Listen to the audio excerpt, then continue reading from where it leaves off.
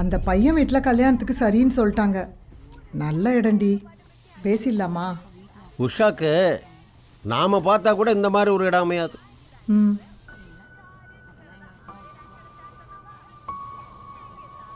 பையனும் ரொம்ப நல்ல பையனா தெரியறான். அடுத்த வாரம் வீட்டில் வந்து பேசுறேன்னு சொல்லியிருக்காங்க. என்னடி சொல்ற?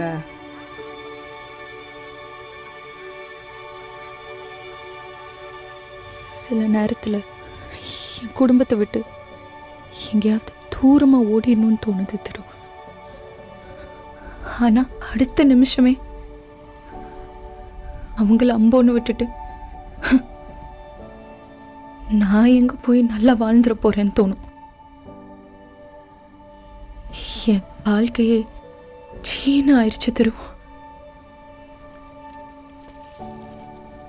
ஒன்றும் இல்லாத வீட்டில் தேவதைங்க பிறந்தா வாழ்க்கையில் நிறைய கஷ்டப்படுவாங்கன்னு இங்கேயோ படிச்சிருக்கேன்.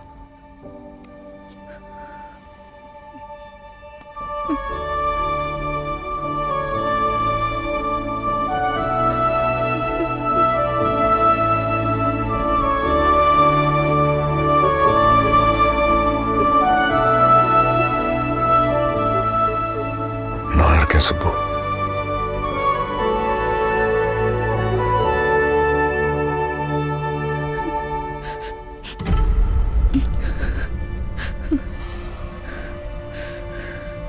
திரு, என்னாச்சு திரு?